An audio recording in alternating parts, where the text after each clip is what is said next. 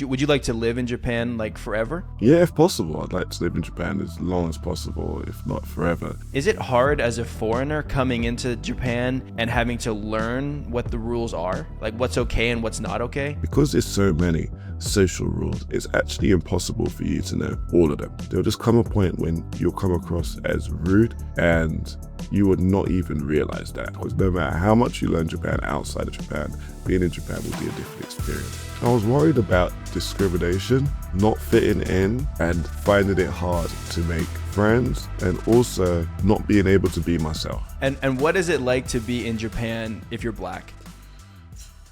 That's really tricky.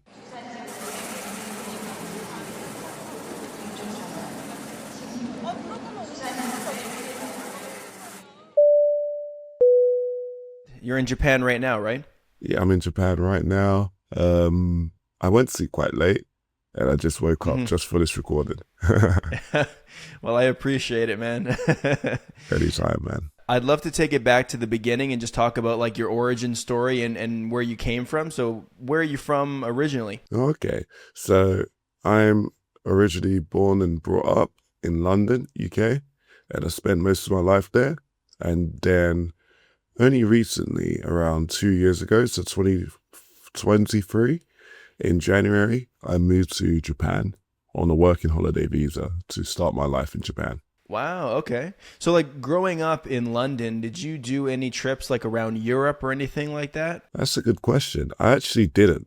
So I didn't go to the most popular destinations like France, Spain, Amsterdam, etc. The only place I went to outside of Japan was actually just Uganda, where my parents are from, and Japan, and that was it. Wow, so you kind of jumped in the deep end. Like Yeah, literally the deep end, like very far away from Western society. Right, yeah, you just went from one place to a completely different extreme. So like Yeah, man. what went into that planning? Like what made you first want to go to Japan? I guess when I was in school, well, when I was in university, everybody around me, they were studying Japanese, and then I was just thinking, wow, I've been watching anime for like so many years right now. These people are learning the language, what anime is based on. They'll be so cool to understand anime without subtitles. That's usually how it starts, right? So I was like, okay, let me do that. But then the only way I knew how to learn Japanese was through classes, and I thought that was the most efficient way to learn. So I just waited till I had enough money and I joined like a part-time class and I started learning Japanese. And after that, I just kept learning for a bunch of years. And then I thought, okay, now's the right time. I have enough money. I'm in a stable position. I have enough experience. I think it's time to make the leap to change my life, because I really wanted to have an experience very different compared to everything that I've had at that point. And that experience was moving to a country where they don't speak the language that I know, really. So the major challenge. And so how long was that initial phase of learning the language before you ended up moving there? That's a good question. So I actually learned Japanese for around 8 years before you move into Japan. Wow, okay, So you it's were a very long committed. time. Yeah, very committed. So out of those 8 years, 3 of the years was going to language school for like once a week, only 2 hours, so not so much. And then after going to language school once a week for 3 years, I realized my Japanese is not at the level I wanted to be. So I looked for lots of different methods, and then I came across a method which is basically immersion-based learning, where you learn from your favorite things, which is all in Japanese, and you search up the words and everything you don't know. So I did that, and yeah, just doing that for a couple of years, I managed to improve my Japanese a lot more than classroom level, and then I started practicing more with people. So when I came to Japan, I already had a base of Japanese to communicate with the local people. So I definitely think my experience is a little bit different compared to some other foreign people who come with nothing. Yeah, I think a lot of people are interested in learning Japanese, especially through things like anime, through Japanese entertainment, movies and stuff like that. But I feel like the normal way of thinking is like, I want to learn Japanese. Let me go to Japan and I'll start there. Mm. And then you thought like 8 years ahead. You were prepared. You're like, no, let's do the groundwork first and then go to Japan on the trip. Exactly, right? Because if you move to Japan with no language, there's going to be so many hardships that come your way, especially seeing how Japan, they don't have, you know, the general level of English that a lot of other countries do have. So I just felt like rather than relying on other people, I'd want to do most things by myself. Yeah, that's a smart way of doing it. I think there is probably a bit of an assumption or a false assumption that people have that if you live in the country where the language is spoken, you'll just learn it. Like you'll just pick it up through osmosis or something. And that just isn't the case. You know, you're going to have to do the work one way or another. Whether you're doing that in England or you're doing it in Japan, you're going to have to learn, right? You're going to have to study. Exactly, right? Exactly. And I feel like there is one way you could possibly learn by osmosis, but that's if you change your environment to be a Japanese environment where everybody around you is speaking Japanese. All of your friends are Japanese. Your work is in Japanese.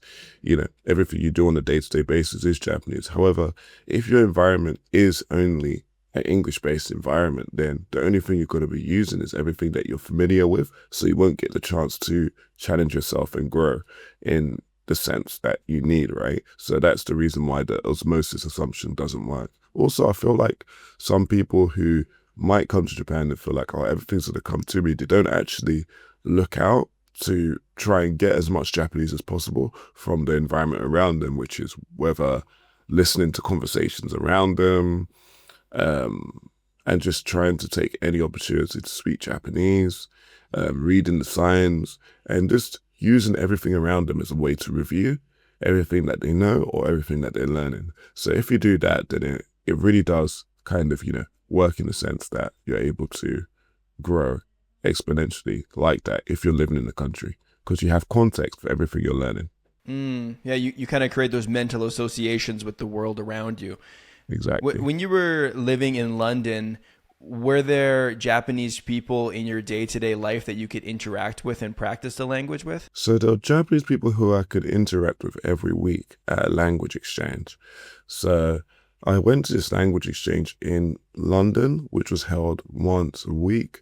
And there was many different events. So there was one event which is held once a week, another event which is held, once a week. And then I could just go to as many of those as possible. But usually I try and limit it just to once a week because it's usually held at a bar.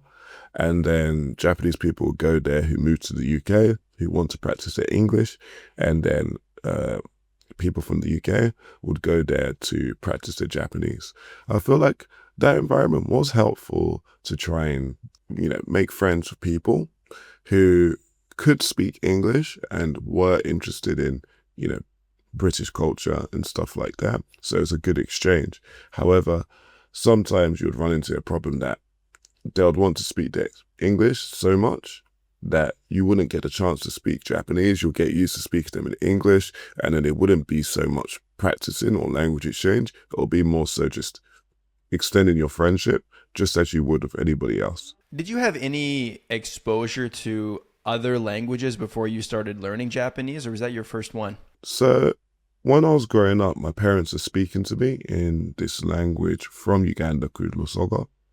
And that language, how it works is that they would speak to me in the language, and then I would naturally just understand through that, lived experience and associations through daily life.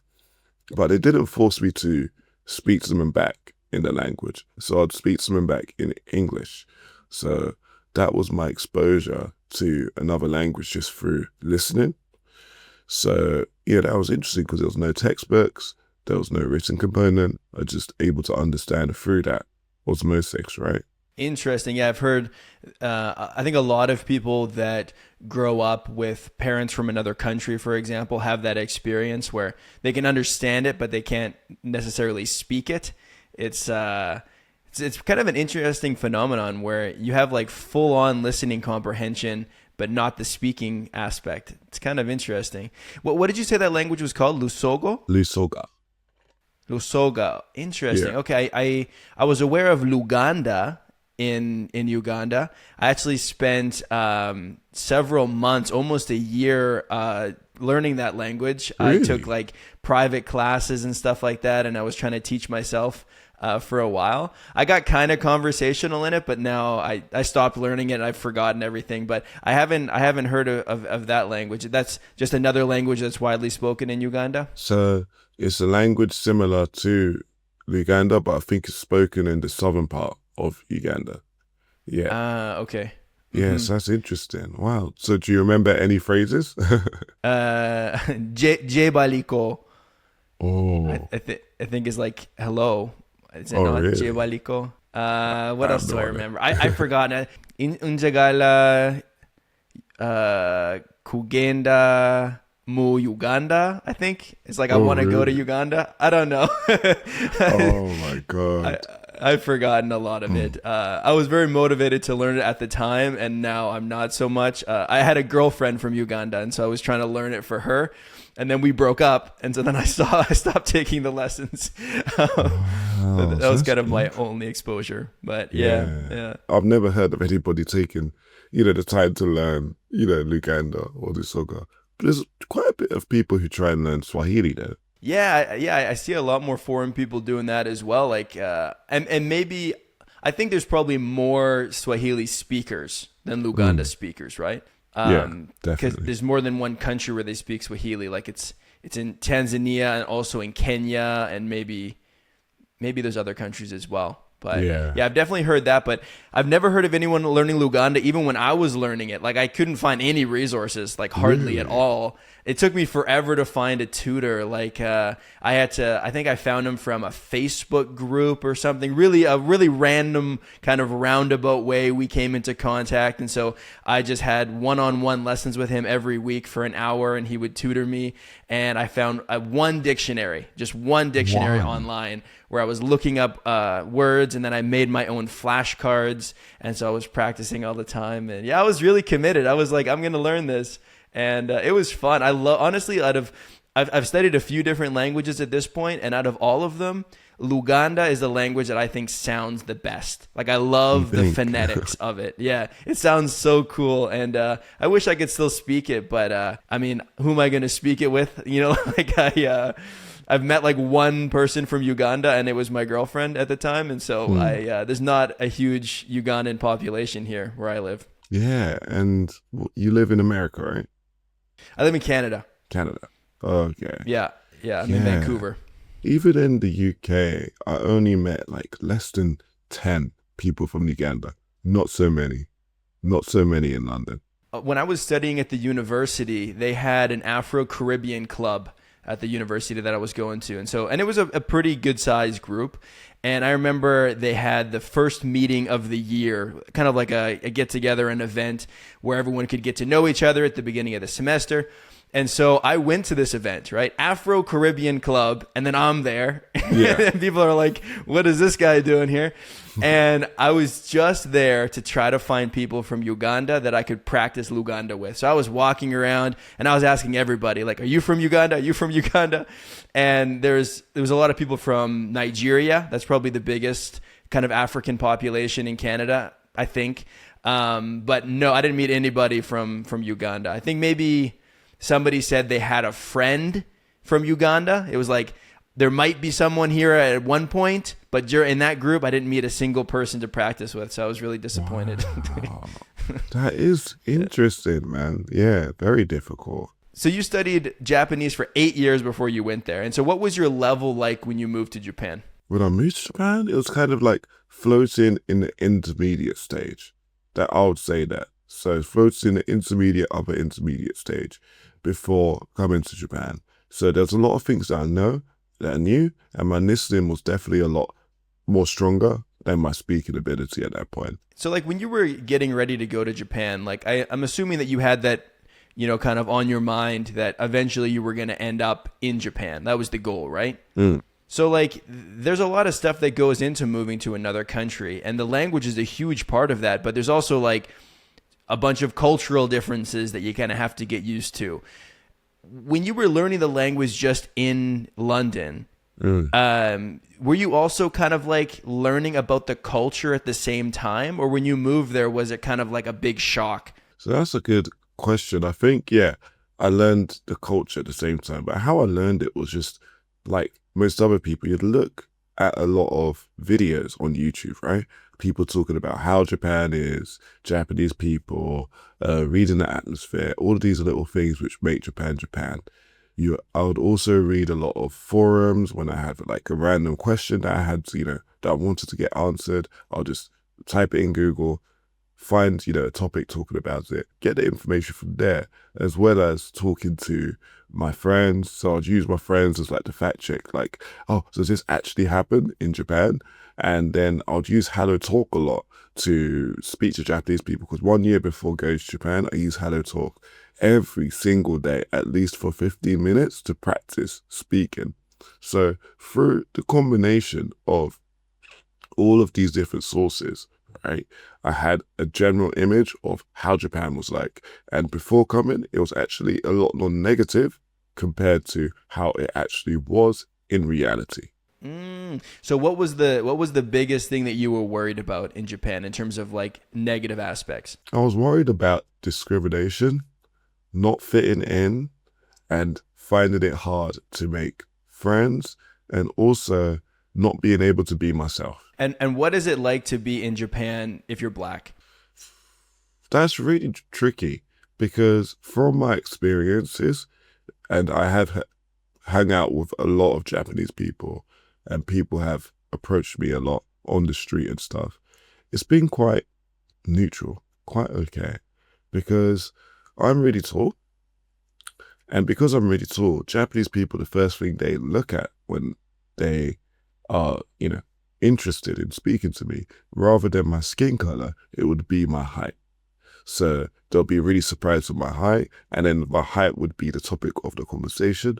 And after that topic has ended, then we'll talk about, me being foreign and what country that I'm from. So when I say to Japanese people, I'm from the UK, they'll be like, wow, the UK, that's great. Tell me more about the UK. And then they'll be so interested about the topic of the UK. Only some people would ask a little bit more, like, where are your parents from? What are your roots, right? Motomoto no jutsu, doko desu ka, right? They'll say something like that, right? And then we'll go into a little bit about where my parents are from and that sort of side. But I don't think a lot of people are interested in that. They're more so interested in just me in general, because they've never seen someone like me in terms of, my height, and they want to get to know me. So that's the most different side. I am aware that other people who are black have different experiences. Like, there'll be random Japanese people who might touch their hair, for example, or, if they may have experiences of being treated differently or being called, names and stuff like that. But I don't think that has happened to me as much specifically just for being black. But I feel like other foreign issues have happened to me, like, I don't know, some Japanese people not wanting to talk to me as much because I am, foreign, because I am different. Some Japanese people being harder to open up. That might not be just a foreign people issue. It might be an issue with the fact that Japanese people like to keep their circles a bit small, and there's more shyer people around here. So, yeah, I definitely should at one point explore that a little bit more. But from my perspective, it's been rather okay for me, particularly.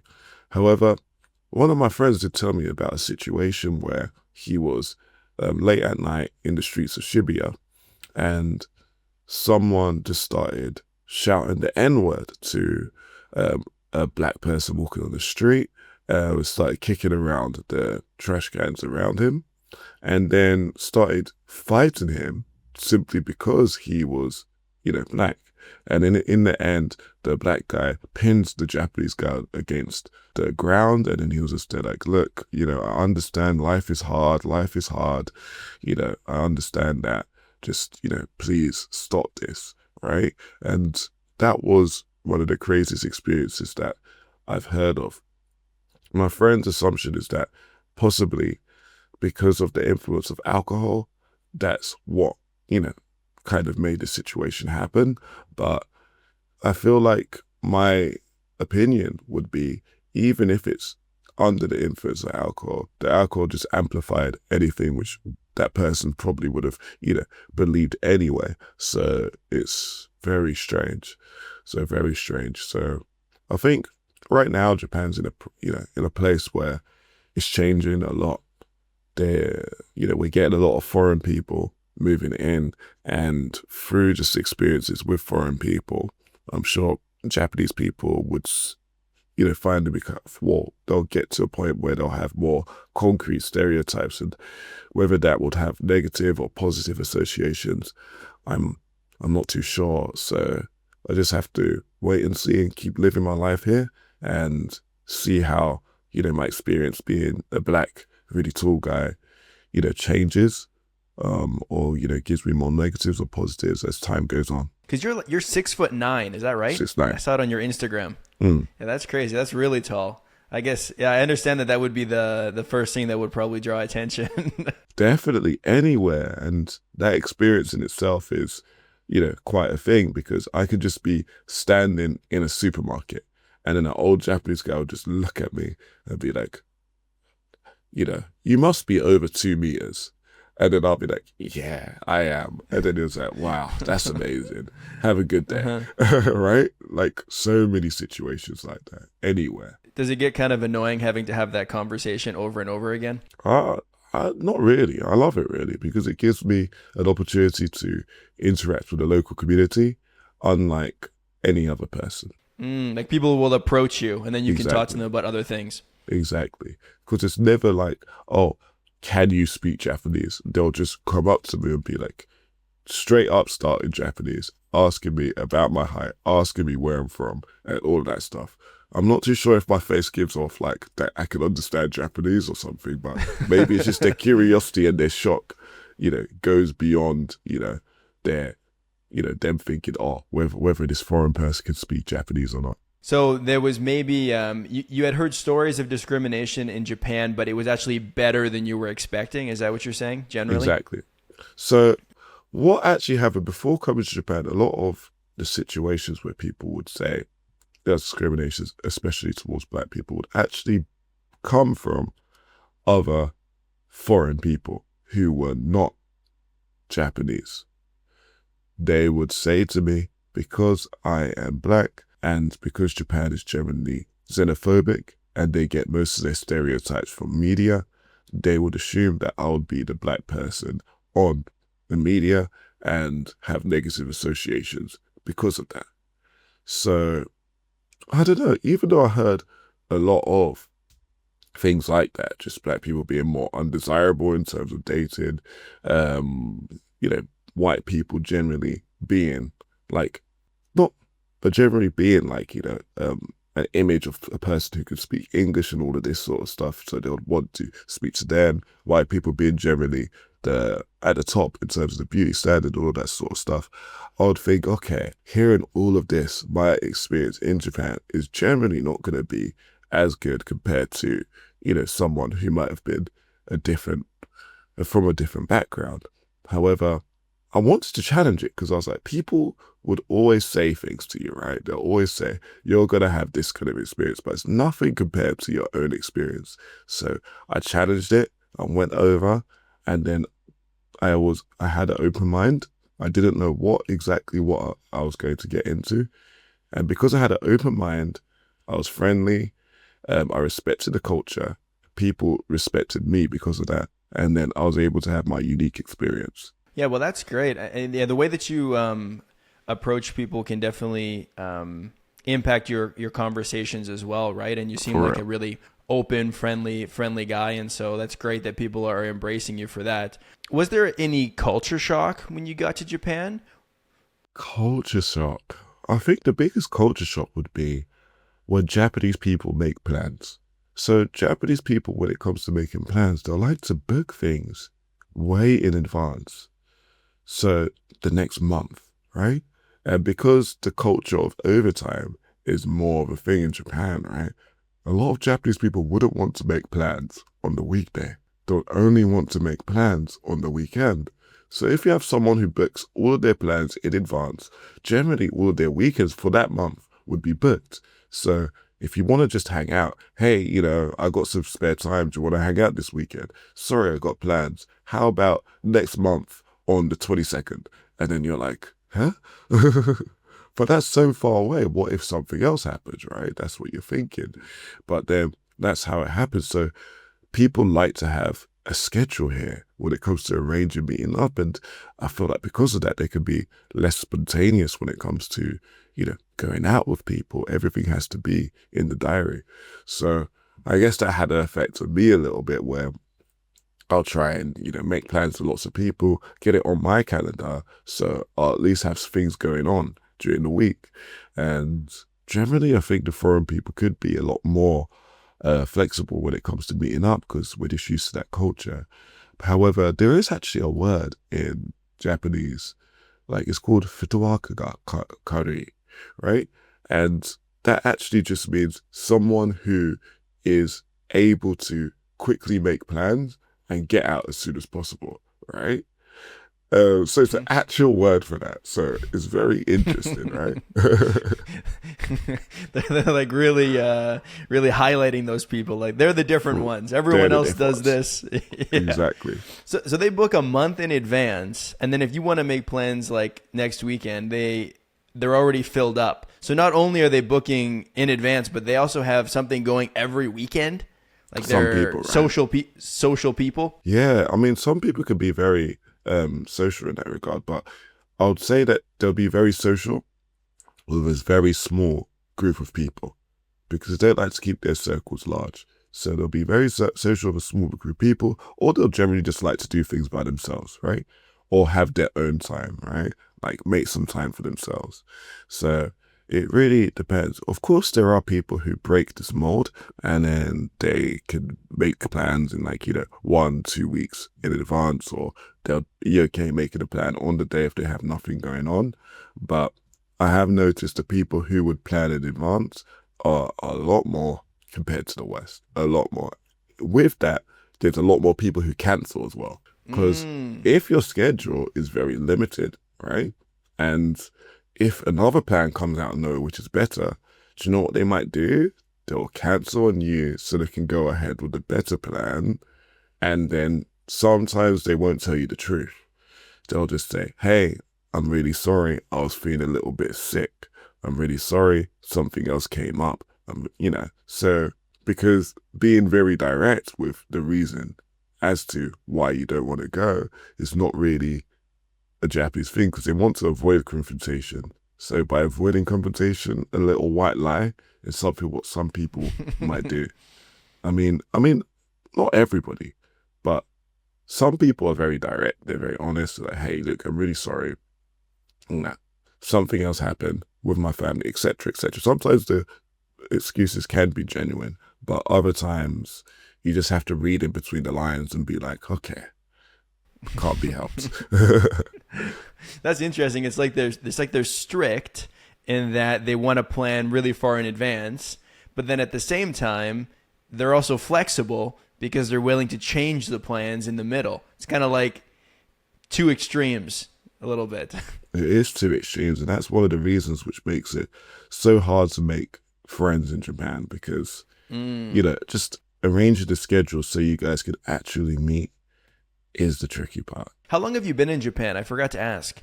So I've been in Japan at this point for almost 2 years. So 1 month later, in April, it'll be 2 years. Wow. Okay. And do you have plans on staying there for quite a bit longer? Would you like to live in Japan like forever? Yeah, if possible, I'd like to live in Japan as long as possible, if not forever. It's just, yeah, it's a place where, I definitely, am grateful for most of my growth up to this point, right? Because it really just brought a lot of things together and allowed me to just have a clean slate and start again. What do you prefer about your day-to-day life in Japan in comparison to the UK? That's a good question. I think everything's just convenient. Everything's clean, and a lot of places are just quiet, right? You'd go on the train, not many people are speaking. And if they are speaking, they'll speak at a manageable level. So you could just, you know, go on your day to day, just with a peace of mind, not worrying too much. And also a big thing would be the safety, right? Because Japan is, you know, one of the safest countries in the world. And because of that, you'll see things that people would definitely never do anywhere else, right? Like you'll be in a cafe, the person next to you, Japanese person, they'll be on their MacBook, they'll have out their iPhone and maybe their wallet, right? And they'll be like, okay, screw it, I need to go to the toilet. So then they'll leave everything on the table, they'll get up, they'll go to the toilet, and then they'll come back. And then you'd think, well, wouldn't they have like a negative association with a foreign person sitting next to all of their stuff? But no, I guess like some Japanese people just have in their mind that you're in a cafe, this is not going to happen. And so I tried it once with my MacBook and it was still there when I came back. So I was surprised at that. So definitely safety is, you know, one of those things. And also people, I really like, you know, the people here, they're really nice, really different. And there's lots to learn from every conversation. So, you know, that's another aspect of why I enjoy living here. Yeah, I've heard that Japan, it's kind of a country of social rules a little bit, where there's certain expectations that people are held to. You know, like you're not going to steal things, you're not going to be loud on the bus or the train, and so people follow them, and they do that. Is it hard as a foreigner coming into Japan and having to learn what the rules are, like what's okay and what's not okay? Because that's the thing. That's one of the things. Because there's so many social rules, it's actually impossible for you to know all of them. So because it's impossible for you to know all of them, there'll just come a point when you'll come across as rude and you would not even realize that, right? And I think that it can be difficult at times because of that. Because no matter how much you learn Japan outside of Japan, being in Japan will be a different experience. So, right. Yeah, I guess at first it was quite difficult, but over time, right, when you just immerse yourself in the culture, it becomes more obvious. And I know that sounds crazy, but it becomes obvious. You're in a situation, you read the room and you're like, okay, of course they'll do it like that, right? I guess one example would be like you're on the train and then you see that when it's busy, everybody wears their backpack on their front. And then you just think to yourself, why are they doing that? And then like, oh, so it doesn't get in the way of other people trying to go past behind them, right? It's a simple thing like that, right? Or, for example, when you're about to eat your meal, they'll give you like a little cloth, right? A little cloth to wipe your hands when you go into a restaurant. They don't tell you why. They'll just put it on the table.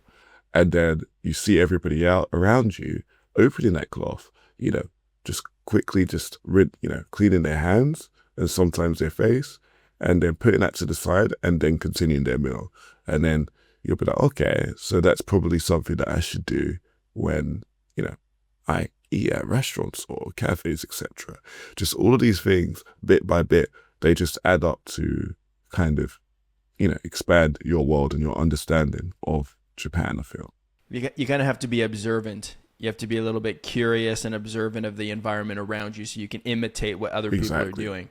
But I guess maybe some people are just not observant. Maybe some people are so in the Western mindset that they're like, why do they do this? They should be doing it like that. And then they don't want to take that in, right? Possibly. Yeah, or they just don't see it. Like they're like, you do you, I do me, and you know. True. They could not see it as well. Because I do feel like in the West we have more of an individualistic culture where we're more concerned about what we're doing versus what other people are doing. Maybe less of that kind of like for the greater good mentality. It's more like I'm just doing me. So hey, if you want to clean your hands before you eat, you go ahead, but I don't want to do it. You know, I could see that maybe being an attitude of people from Canada, for example. Yeah. That's probably it, man, because I don't know. That doesn't really slide in some situations here, right? Sure. You do you. Is that stressful sometimes to have to keep up with all of those rules? Or is it something that just makes your life easier so you just do it? I think it's not so stressful because people are understanding. They know that you're not from the country, right? They know that your culture is drastically different compared to the culture here.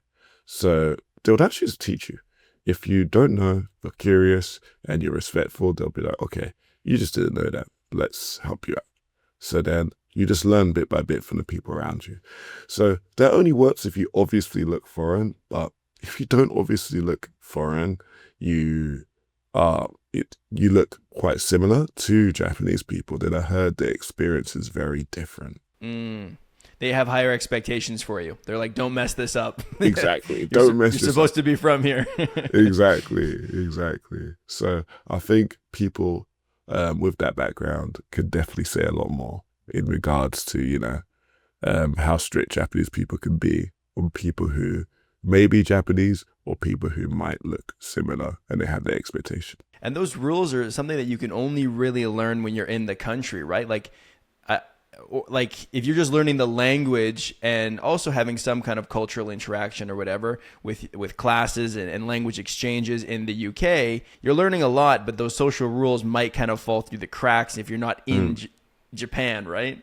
Yeah, because there's no one, they have to be, there's no one, they have to abide to, right? It's just other foreign people in foreign countries. So definitely in Japan, that's the place where you would see it most. I kind of have a similar experience a little bit. Like on my main channel, I do mostly Filipino content, right? That's my demographic. And I learned to speak Tagalog or Filipino like almost 10 years ago. And I had a girlfriend from there. And so I was learning for her, trying to understand the culture better and kind of get to know the people and stuff like that. But I never went to the Philippines up until literally just in May, just a few months ago.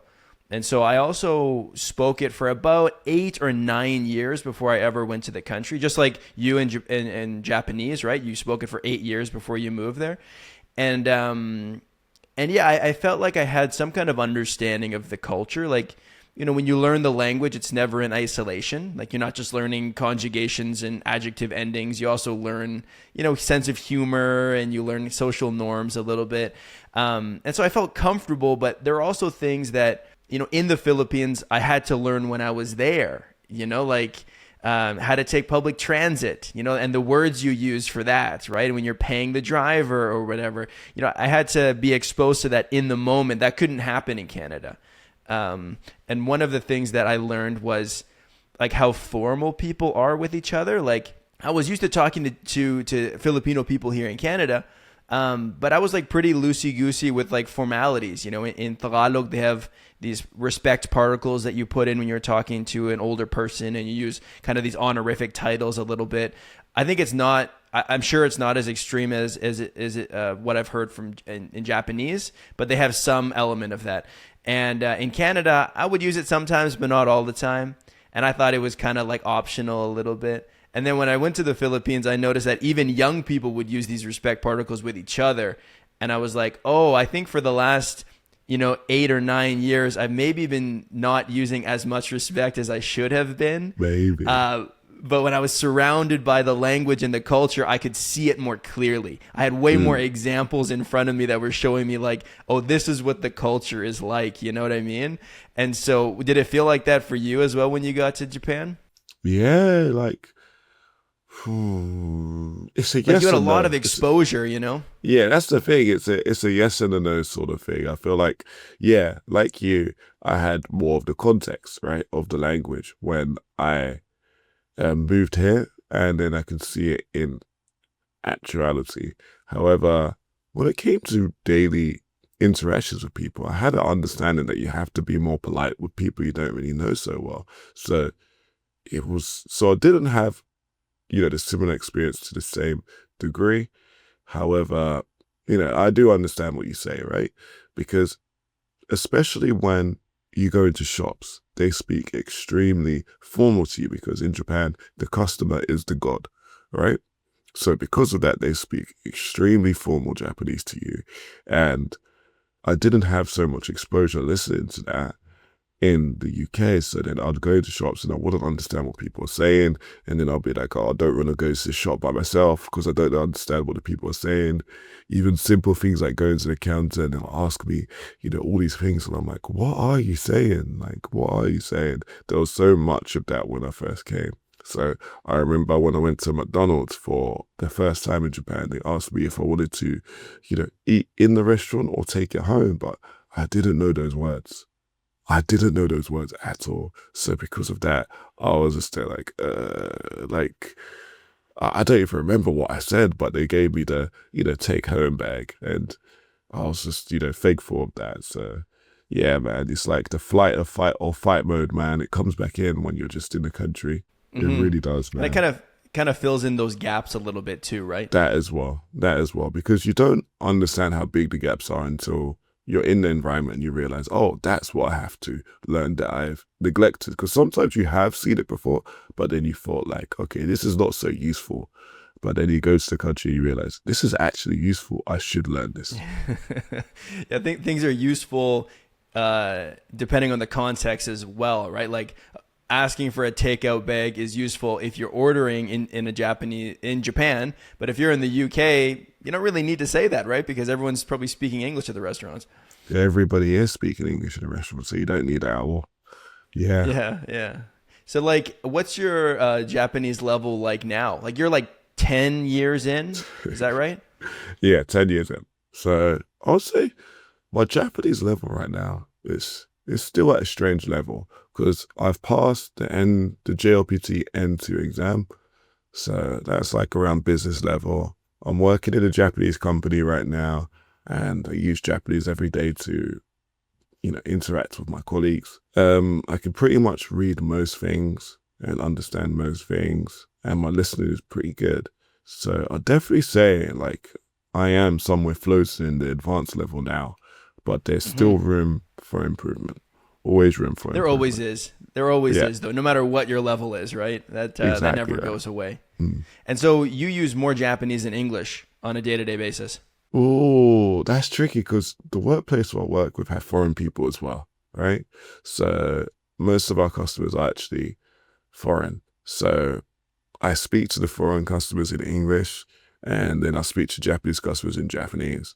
However, we use 2 radios in each ear and then that has Japanese blasting off in each ear in very, very formal Japanese. And we have to pay attention to what's going on there in order to, cooperate with the staff and have a smooth operation.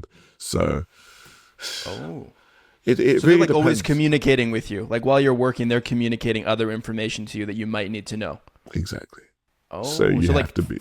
All day, every day, you're listening to Japanese in your ear. For 8 to 9 hours, yeah. Oh my God. Okay. Yeah. Well, I would imagine your listening comprehension would be pretty good. It is, right? That. It is. So to answer that question, yeah, some days are more Japanese than English, right? It really depends. It really depends on who I'm talking to, right? So I love those days where it's more Japanese than English. It just gives me a chance to learn. It gives me a chance to talk and just, get to know other people. It's fun. How do Japanese people react to you when you speak to them in Japanese? Are they shocked? Are they surprised? Well, yeah, some people are shocked, some people are surprised. Some people like double check, like, wait, did he? Right? And then other people are like, wow, you're really good. And other people don't care at all. They're like, oh, we're in Japan. Of course this guy's going to speak Japanese, right? But I feel like depending on your level, people will respond to you very differently. Which response do you like the best? I guess the short surprise response, that's pretty good, because it can be a conversational starter. Though I feel like if your accent's not so good or you hesitate more or you make lots of mistakes, then the Japanese person might just respond to you in English and be like, okay, or thanks. And then they'll walk off, right? So really? Yeah, they could be a little bit strict sometimes in terms of level, right? So they're not Japanese people that know how to speak English. They're just saying, your Japanese isn't good enough, so I'm out. I'm out of this conversation. Pretty much. They're out. They're gone. Wow. I didn't know that was an option to just dip out of a conversation like that. That's pretty bold. That's what some Japanese people do. That's the not so friendly Japan, what people don't know about, right? Where there's some people who just dismiss you, right?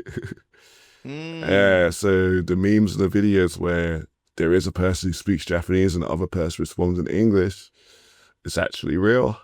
It's actually real Hmm. sometimes. Not so often. Very, very, very, occasionally. What are some other things that would surprise people about Japan if they were visiting there for the first time?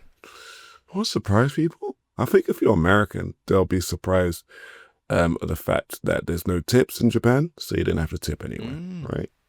Hmm. But what they don't understand is that even though there's no tips, sometimes there'll be an appetizer with your food. And this appetizer would be 500 yen. Okay. So this appetizer kind of works kind of as a tip. Or, for example, with bars, right? People go to bars, um, all over the world. However, in Japan, there's this thing called a cover charge. And a cover charge is basically some money you have to pay just to get in to some bars. Okay. And Yeah. Yeah. then sometimes that cost is like 1,000 yen, 2,000 yen. So, anything between like, $7 to $14 basically, just to get in. Interesting. We have that in Canada as well, but it's only for nightclubs normally, or a bar if they're having an event. Like if it's a sports bar and they have the Super Bowl on, or a UFC fight or something like that, like paid programming, then you'd have to pay to get in. But not normally at like a typical bar. It's usually just a place that has like, I guess it's more competitive, where there's a limited amount of space and lots of people want to come in, then they'd have that. Yeah, that makes a lot more sense. So it's not similar to Japan in that sense, right? Hmm. Do you guys have Mm. tipping in the UK? We do. It's called service charge. And most places is optional service charge, right? So they'll put it on the receipt, optional service charge, 12.5%. And then you'll be like, okay, I want to pay this. And then you can pay it, or you could be like, hey, can I have this without the service charge, please? And then, yeah, they'll take it off. Interesting. So you have to request it if you don't want to pay it. Exactly. The price that they'll give you, it has the service charge already added to it, and then you can say, no, I don't want that. So it depends on the type of restaurant you're in. Some restaurants by default have no service charge, right?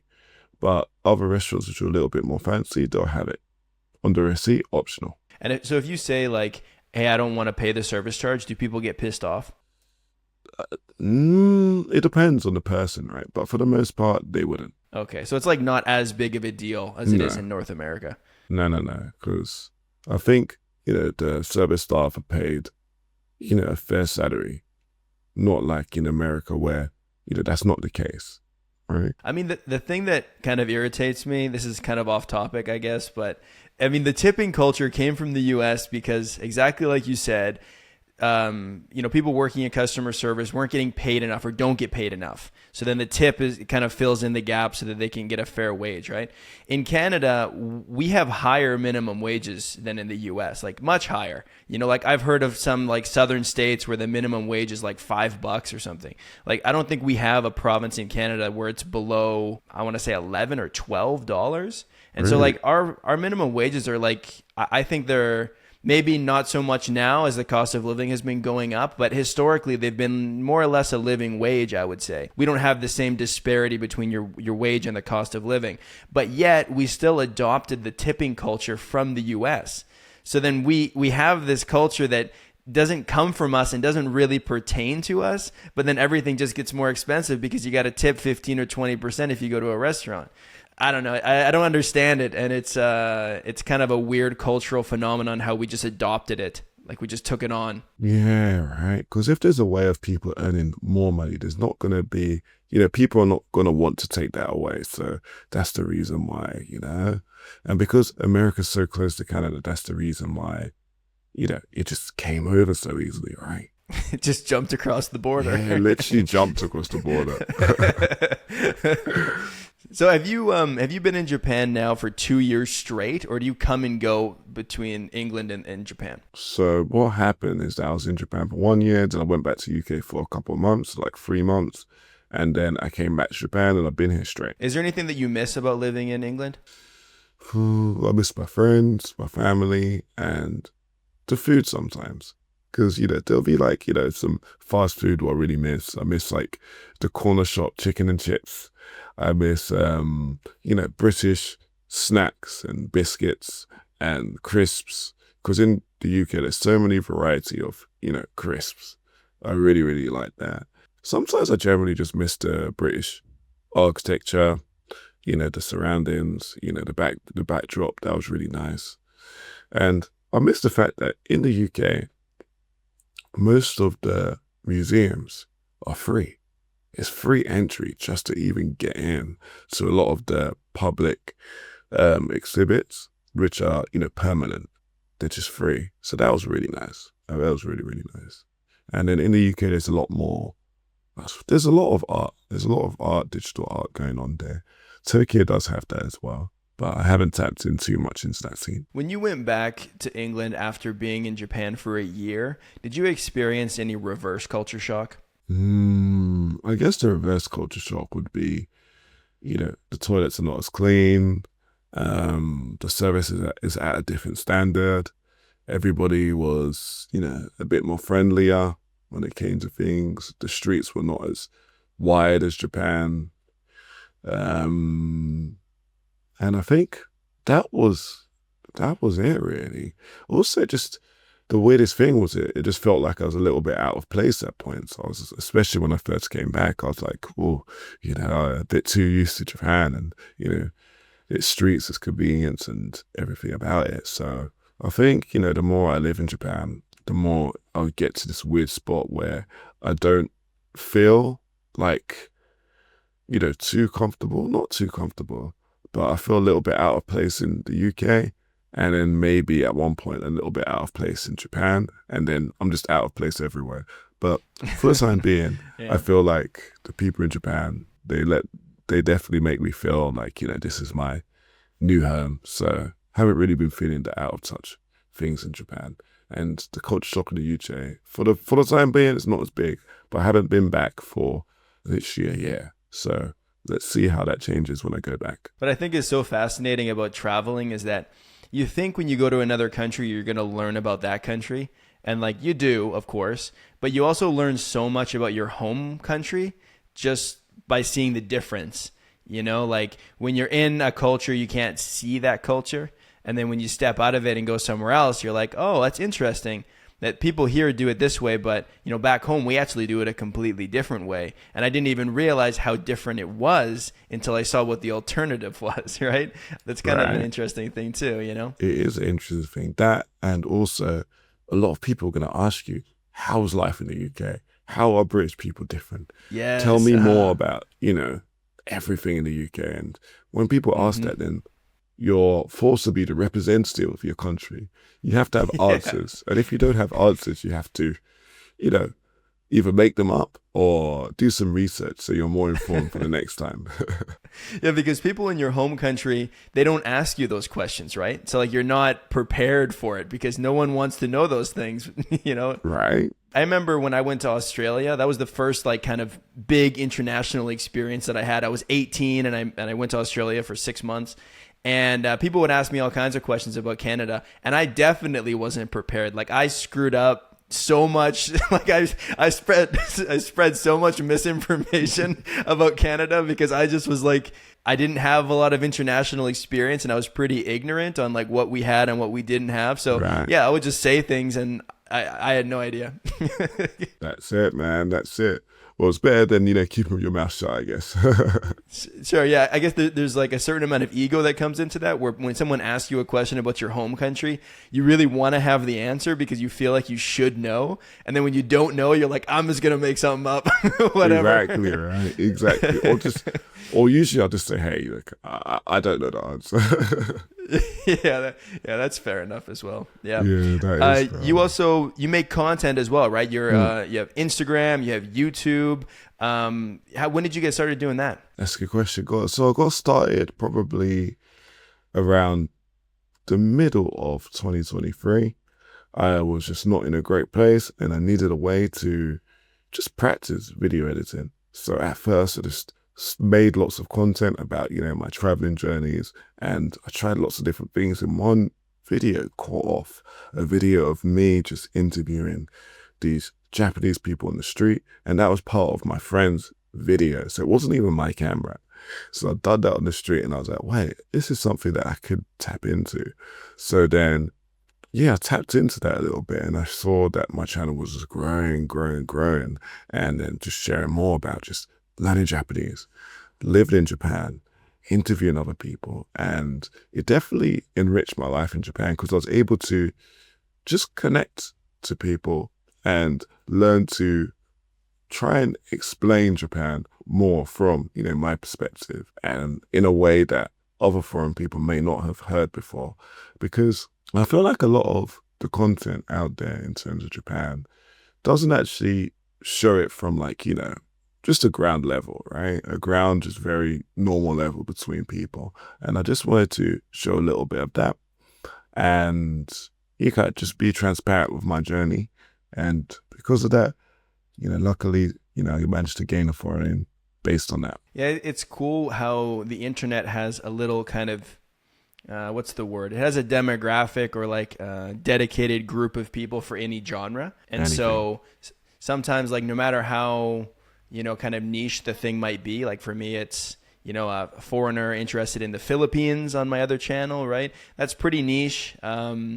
But there's a group of people that I can find that, will support me with that. And also it's like cool when you can collaborate with people that have a like mind. Like you feel like there's kind of some synergy there where you can feel understood in a different way. Like, hey, I'm not the only one doing this thing, right? And so I could definitely see that with your content as well, where it's like, you're a foreigner living in Japan, but if you connect with other people that are doing the same thing, it's kind of cool when you don't feel like you're just like on your own, Yeah, definitely. And I feel like online communities definitely help with that because I guess the world can feel very small if you don't really interact with the bigger picture. But when you put yourself out there, it's actually a lot bigger than people imagine. And because it's a lot bigger than people imagine, we're able to meet with these like-minded individuals and then further expand, our mindset because of that. So it's good to feel connected and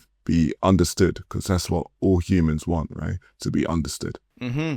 Absolutely. Hey, Mally, this has been really fun, man. I appreciate the conversation. Thanks for doing this. Anytime, man. And can you tell people how they can find you online if they want to check out your content? Okay. So definitely try and find me on Instagram or at Mobile Mally, on TikTok as well at Mobile Mally, and YouTube on at Mobile Mally. So feel free to check me out. I'm most active on Instagram and look forward to seeing you guys soon. Awesome. Hey, thank you so much, man. I appreciate this. And thanks for the conversation. Anytime, man. Thank you.